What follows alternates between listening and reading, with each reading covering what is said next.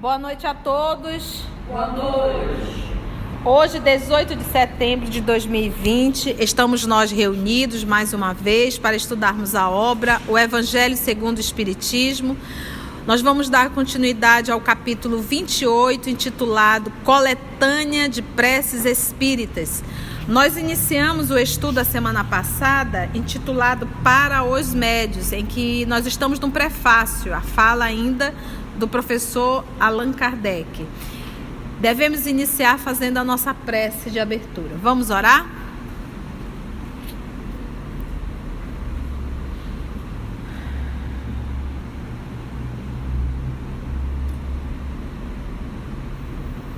E assim, divino amigo, amor de nossa vida, o sentimento é sempre de gratidão por mais uma oportunidade de estarmos aqui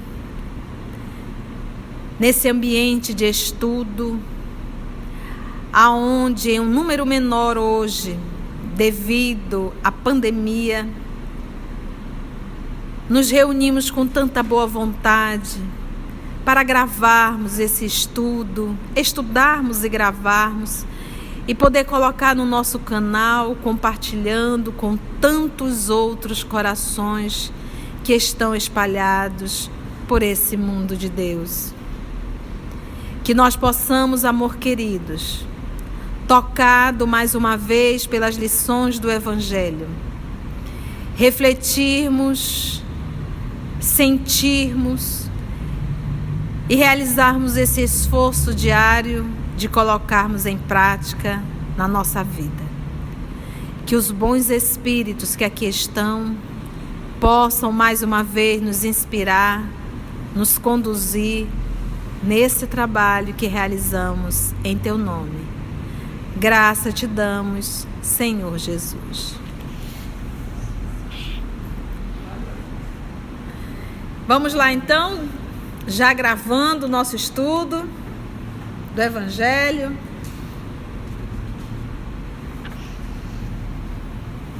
Então nós estamos num prefácio, onde Allan Kardec, no nosso último estudo, fez um movimento en passant da posição do médium.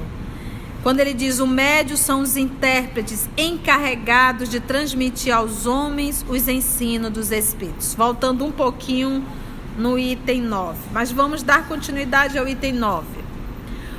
O médium que queira gozar sempre da assistência dos espíritos bons deve trabalhar pelo seu próprio aprimoramento.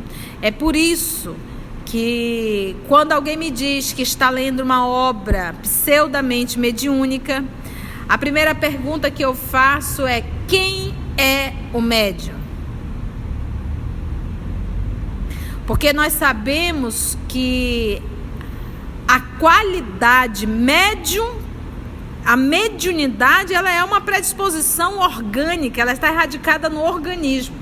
Então, mediunidade não é privilégio e absolutamente não garante condição moral de ninguém. Agora, a qualidade mediúnica, isso sim é resultado da condição moral do médium. Porque nós sabemos que através da condição moral do médium é que ele vai estar tendo assistência de espíritos bons. Caso contrário, ele não tem. Por quê? Porque ele não está em sintonia. A sintonia dele são com outros. E lembra sempre que quando se fala em sintonia, é uma lei inderrogável. Inderrogável. Em absoluto, ninguém pode chegar do mundo espiritual, pode ser o espírito mais superior que você possa imaginar e dizer assim: a Conceição está em sintonia com espíritos perversos, vamos cortar essa sintonia. Isso não existe. Porque se ele cortar 1000 vezes, eu vou ligar 1001 vezes. Então esse trabalho seria um trabalho improfícuo, seria um trabalho enxugar gelo. Enxugar gelo. Sintonia, só quem pode mudar sou eu, através do meu esforço mental, através da minha conduta moral. Então ele diz: o médium que queira gozar sempre da assistência dos espíritos bons deve trabalhar pelo seu próprio aprimoramento. Aquele que deseja que a sua faculdade cresça e se desenvolva tem de se engrandecer moralmente e de se abster de tudo que possa concorrer para desviá-la do seu fim providencial. Olha que clareza aqui. Aqui direcionado, eu posso até direcionar isso aqui ao médium ostensivo, mas eu posso também pegar esse parágrafo, porque quem não quer ter a assistência dos bons espíritos? Eu posso não ser um médium ostensivo, mas eu sou um médium passista, eu sou um médium dialogador. Todos nós somos médios em um grau qualquer. Como diz o livro do Allan Kardec, o livro dos médios, raros são aqueles que não têm requício. Então, todos nós o somos médios, todos nós o somos em um grau qualquer. Então, partindo do princípio que todos nós queremos a assistência dos espíritos bons, eu já tenho a informação, você já tem a informação, nós temos a informação, que nós devemos o quê? Trabalhar pelo nosso aprimoramento moral. Porque mesmo que eu esteja e queira conversar com um amigo, dar uma lição, um incentivo, uma lição divina, para que eu possa ter essa inspiração, essa assistência dos bons espíritos, eu tenho que estar em sintonia com eles. E ele diz: para que a sua faculdade cresça e se desenvolva, tem de se engrandecer moralmente e de se abster de tudo que possa concorrer para desviá-la do seu fim providencial, que é o desenvolvimento moral. Então, tudo aquilo que me afasta do meu desenvolvimento moral, eu devo aqui desviar, me abster disso. Então, se eu sei que aquela saída na sexta-feira não me faz bem, eu não vou sair. Se eu sei que aquela pessoa, a conduta dela não me faz bem, então eu não vou sair. A gente começa a ter critérios, a gente começa a selecionar.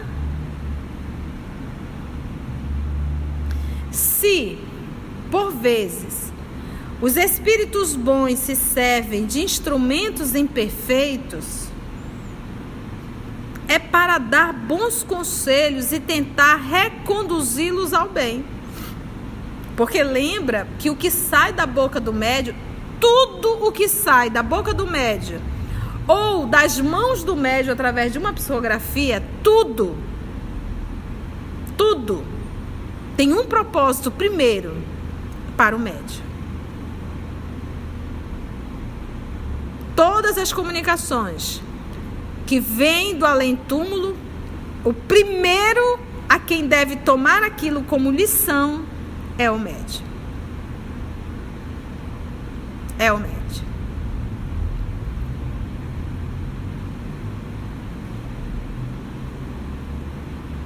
Se, por vezes, os espíritos bons se servem de instrumentos imperfeitos, é para dar bons conselhos e tentar reconduzi-los ao bem. Se, porém, encontram corações endurecidos e se seus conselhos não são ouvidos, retiram-se, ficando os maus com o campo livre. Então, esses espíritos nobres, eles primeiro conhecem a lei da sintonia. Segundo, conhece a lei do livre-arbítrio. Se ele fala para a Mônica não escuta, fala de novo, a Mônica não escuta, fala de novo, eles vão ficar fazendo o que ao lado da Mônica? Qual o sentido? Nenhum. Então larga de mão. Vão procurar quem está realmente em sintonia e com essa vontade de ajudar. A Mônica vai ficar sozinha? Não. Sempre haverá uma parceria. Sempre haverá uma associação. Sempre haverá uma sociedade. O que me direciona, quem são esses meus parceiros, quem são esses meus sócios, com quem eu estou me associando, é exatamente a minha conduta moral. A minha conduta moral. Então é pensamento, sentimento e atitude. Ok?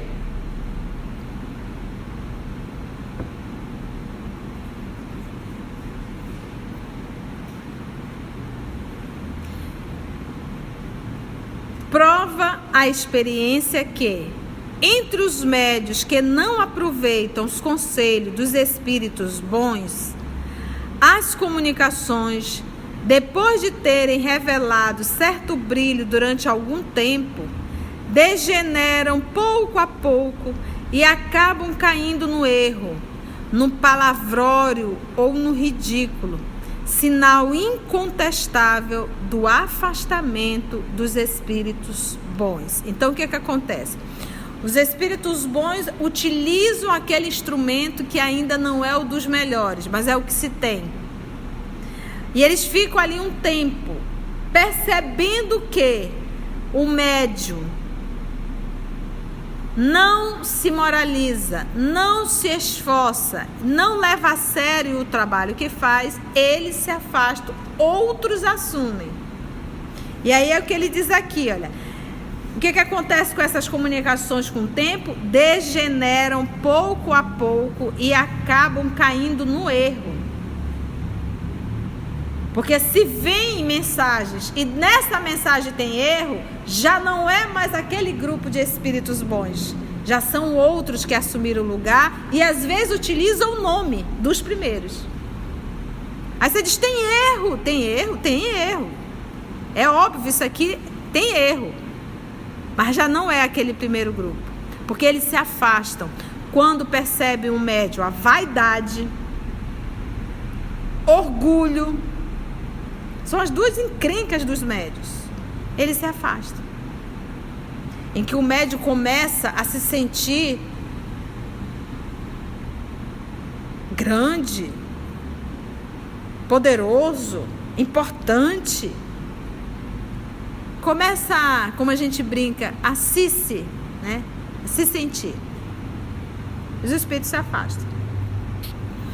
Conseguir a assistência dos espíritos bons, afastar os espíritos levianos e mentirosos, tal deve ser a meta dos constantes esforços de todos os médiuns sérios. Logo, tem médiuns que brincam com a mediunidade, né? Sem isso, a mediunidade se torna uma faculdade estéril. O que é estéril? Não produz. Não produz. Capaz mesmo de redundar em prejuízo para aquele que a possui, porque vai prejudicar o recurso que me foi dado para o meu processo de evolução. Uma vez que eu não estou sabendo utilizar, eu não estou fazendo o esforço, porque o propósito maior da mediunidade, gente, você imagina, se eu não sou médium ostensivo, eu até estudo, mas eu nunca vivi a experiência de realmente sentir a comunicação de um espírito. Agora você imagina, eu sentindo, falando através do meu órgão fonador, a coisa sai toda por mim e ainda assim eu não me torno um ser humano melhor. Você imagina o que é pessoas que já desencarnaram virem através de mim, me busca através da mediunidade, fala através da minha boca. Isso não me torna um ser humano melhor? Então, na verdade, a faculdade mediúnica eu vejo como um recurso muito grande que a misericórdia divina nos dá, muito grande, porque quem tem essa mediunidade já está muito atrasado. Então, o recurso que o papai está nos dando para a gente dar uma acelerada, porque aí sim fica notório verdadeiramente a existência do espírito, a existência da alma, a sobrevivência dela depois da morte.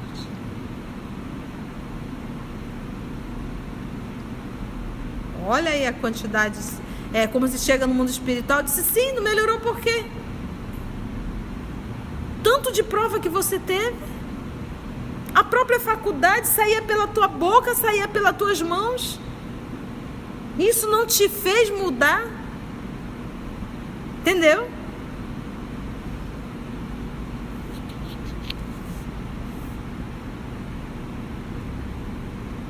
Então, o que acontece? As comunicações, depois de terem revelado certo brilho durante algum tempo, os espíritos nobres se afastam, que o que acontece? Degeneram pouco a pouco e acabam caindo no erro, no palavrório. Palavrório, aquela mensagem que tem 1 quilo, mas que não tem 1 grama de conteúdo. É aquele monte de palavra que diz nada com coisa nenhuma. A gente pega uma mensagem psicografada pelo médium Francisco Cândido Xavier, pelo espírito, por exemplo, Emmanuel. Vou brincar. Tem 100 gramas de escrita e 1 tonelada de conteúdo.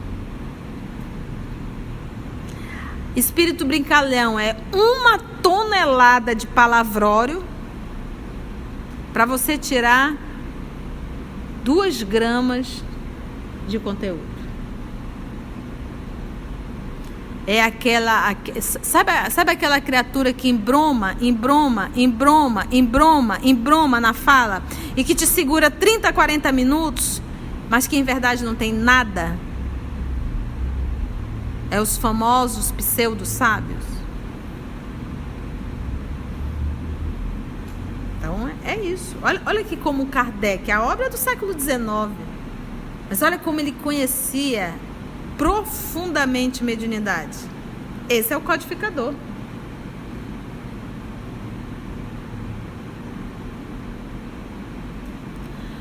Conseguir a assistência dos espíritos bons, afastar os espíritos levianos e mentirosos, tal deve ser a meta dos constantes esforços de todos os médiuns sérios. Estou repetindo. Sem isso, a mediunidade se torna uma faculdade estéril, capaz mesmo de redundar em prejuízo para aquele que a possui, pois pode degenerar em perigosa obsessão. Então, é perigoso? É perigoso. Por que ele está dizendo que é perigoso? Porque a pessoa vai morrer? Não. Pior, morrer todo mundo vai. A pessoa está perdendo a sua encarnação. Ela está se comprometendo seriamente como médium. E isso é muito perigoso. E uma vez fascinada, já era. Porque qualquer pessoa sensata que tente se aproximar para conduzir, orientar, dar um conselho, não aceita. Não aceita. Quando está fascinado, não aceita.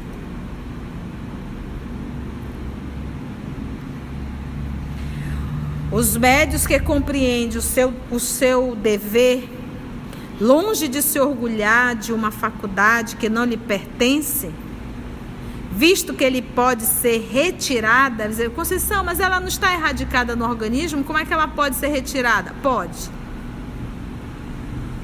Pode. Porque Deus atua na matéria. Ela pode ser.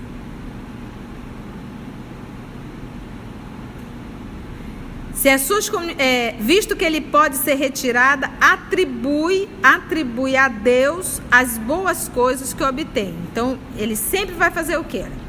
Longe de se orgulhar de uma faculdade que não lhe pertence, visto que ele pode ser retirada, atribui a Deus as boas coisas que obtém. Por exemplo, nós do EOS, nós não anuímos com a gratidão. O que eu estou querendo dizer?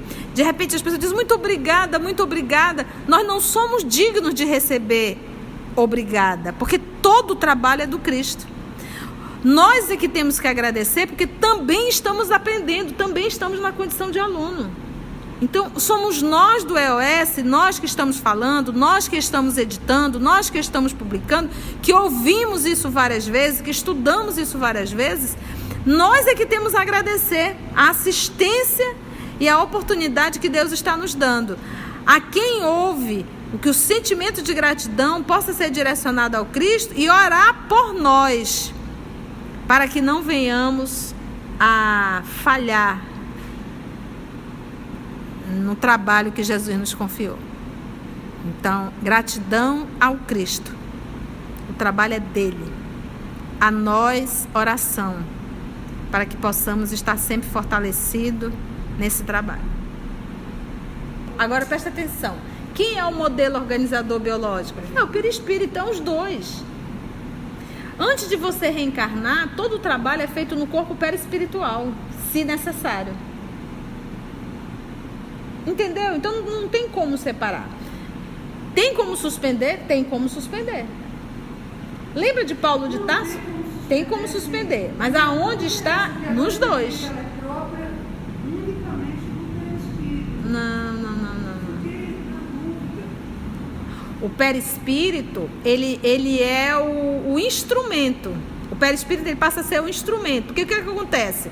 No processo da psicofonia, que alguns chamam até a incorporação seria já aquele movimento em que o médium toma toda a forma do espírito. Toda a forma do espírito. Mas vamos avaliar aqui, no processo da incorporação ou da psicofonia, como você preferir, é o corpo perispiritual do médium atuando no corpo perispiritual. O corpo perispiritual do espírito atuando no corpo perispiritual do médium, que reflete no corpo físico. Então, todo esse trabalho é de perispírito a perispírito. Agora, o organismo, ele tem uma predisposição. Tanto é, como você falou, o Sérgio comprova que é glândula pineal. Então, mas são os dois, não é só um. Até porque o corpo físico é resultado do perispírito. O perispírito é o modelador, organizador biológico. Ok? Entendeu? Não tem como separar. Se as suas comunicações receberem elogios, não se envadecerá com isso, porque sabe que elas independem do seu mérito. Olha que interessante isso aqui. Olha só.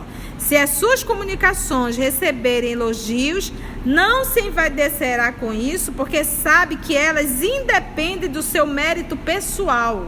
Então não é um mérito meu, da condição de médium, em absoluto. Agradece a Deus por haver permitido que os espíritos bons se manifestassem por seu intermédio. Se dão lugar à crítica, não se ofende, porque não são obra do seu próprio espírito. Então, ou seja, vamos dizer que eu psicografo aqui uma mensagem e vocês vão avaliar a mensagem. Aí de repente, nossa, que mensagem linda, que maravilhosa. Eu, como médium, não me envaideço disso, porque não é minha, a mensagem não é minha.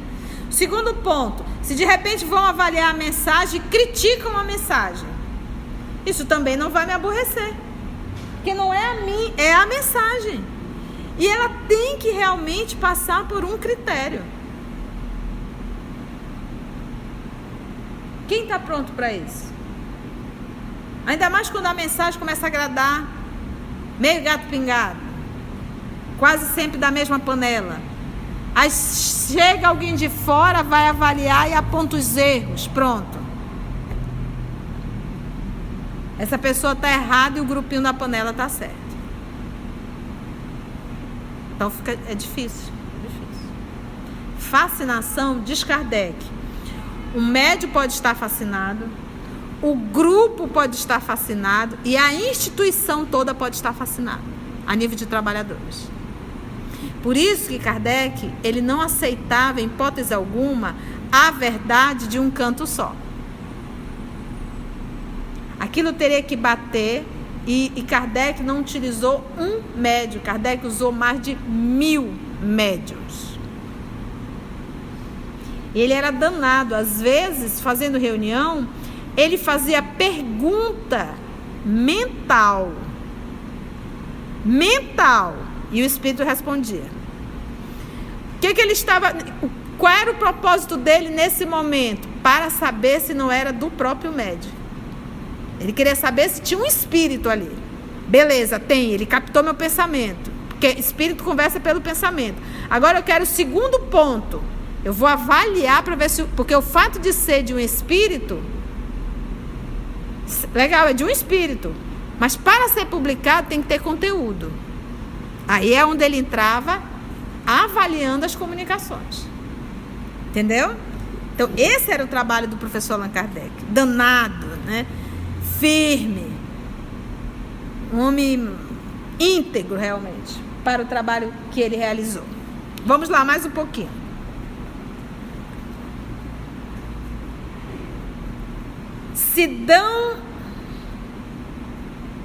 Vou voltar aqui um pouquinho. Se as suas comunicações receberem elogios, não se envaidecerá com isso, porque sabe que elas independem do seu mérito pessoal.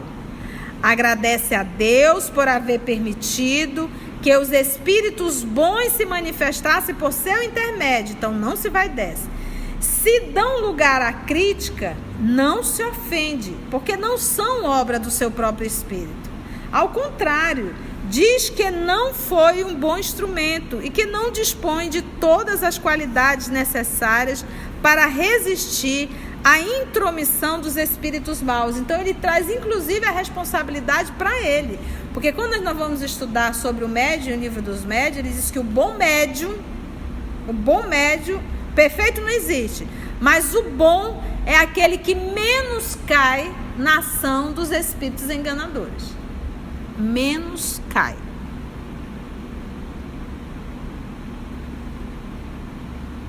Tá? Seria o bom médium. Ao contrário, diz que não foi um bom instrumento e que não dispõe de todas as qualidades necessárias para resistir à intromissão dos espíritos maus. É por isso que procura adquirir essas qualidades, pedindo, por meio da prece, as forças que lhe faltam. E aí vem a prece, que eu vou pedir para a nossa irmã Lígia ler a prece para a gente. Então, todo esse material está no prefácio da prece, o médium orando, né? Então, o Kardec, antes de falar a prece, ele disse, vem cá que eu vou dar um prefácio, eu vou fazer uma introdução aqui para falar do médium, né? E aí, você viu que ficou bem claro que o trabalho do médium verdadeiramente é a sua reforma moral. Vamos lá para a prece? Deus onipotente, permite que os espíritos bons me assistam na comunicação que solicito.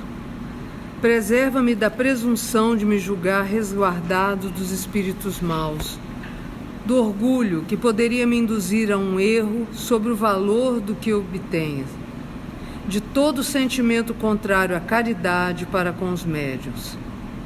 Se cair em erro, inspira a alguém a ideia de me advertir disto e a mim a humildade que faça aceitar a crítica com reconhecimento, tomando como dirigidos a mim mesmo e não aos outros os conselhos que os espíritos bons me queiram ditar. Se for tentado a cometer abuso no que quer que seja, ou a me envaidecer da faculdade que te aprouve conceder-me, peço-te que a retires de mim, de preferência a permitires que ela seja desviada do seu objetivo providencial, que é o bem de todos e o meu próprio avanço moral. Prece belíssima, pertinente, extremamente, e que deveríamos realmente, na condição de médiuns, orar, ler ela, estudar essa prece e realmente falar, sentir e orar. Olha quanto discernimento, olha. Preserva-me da presunção de me julgar resguardado dos espíritos maus, porque às vezes o médium se sente, né? Acha que só os bons vão... Só o fato dele achar isso, já caiu. Vaidade. Do orgulho que poderia me induzir em erro sobre o valor dos que se obtenha. De todo sentimento contrário à caridade Ele diz assim: se eu cair em erro, inspira alguém a ideia de me advertir disso. A mim, a humildade que me faça aceitar a crítica com reconhecimento. Porque a maior dificuldade do médium é aceitar a crítica. Crítica mesmo, olha, essa sua comunicação é assim, assim, assim, assim, assim, assim. Nossa, eu que já tive em trabalho mediúnico, sou médium ostensiva, as pessoas têm maior dificuldade de ouvir crítica. Uma vez eu me recordo que num diálogo, algum dialogador, eu não sei aonde que aprenderam isso, acha que para falar com o espírito tem que tremer a voz. E seja bem-vindo, meu irmão. Gente, isso é tão antipático isso. E ao final da atividade eu olhei para a irmã, inclusive, que fazia bem direitinho, não sei por que começou a tremer a voz. Eu disse: minha amiga, me perdoe, mas para que conversar com o espírito se tremendo desse jeito? Fale naturalmente. Não tem... Pronto, a pessoa ficou de mal comigo, acabou com o grupo, me pediram para me afastar porque eu estava obsidiada. Você não pode fazer uma crítica construtiva. Conversar com o espírito, vamos conversar de forma normal. Para que esse xilique-maleque todo? São pessoas com uma única diferença: sem um corpo físico. Isso para todos porque também tem outros que não tremem, mas usam uma voz diferente, né? Saem outras vozes. Quem? O dialogador? O dialogador tem que ser natural. Tem que ser natural. Se eu acho que a minha voz é grosseira, que eu faça um exercício diário, porque ninguém merece ouvir minha voz grosseira, entendestes? E não fazer só uma voz melíflua na hora da atividade mediúnica. Isso tem que ser uma constante na minha vida. É como assim, eu entendo que quando eu passei para a mesa, lá no mesa. Cada um usava uma voz diferente. Mas aí é o dialogador ou o médium? O dialogador? Pois é, mas aí é isso que a gente tem que falar. É essa impostação de voz que é desnecessário. Porque não é a impostação da voz, é o sentimento. Conversar é sentimento, seja com encarnado ou seja com desencarnado. Tudo na vida é sentimento. Ok? Alguma dúvida mais? Alguma colocação? Foi bom o nosso estudo? Então vamos agradecer mais uma vez ao nosso Senhor Jesus por esse momento de estudo e reflexão. Agradecer a espiritualidade amiga que nos conduziu mais uma vez esse trabalho. E que nós, Senhor, possamos refletir um tanto mais em tanta assistência que recebemos através do estudo, através das advertências que essa doutrina nos faz constantemente. Muito obrigada, amor de nossa vida.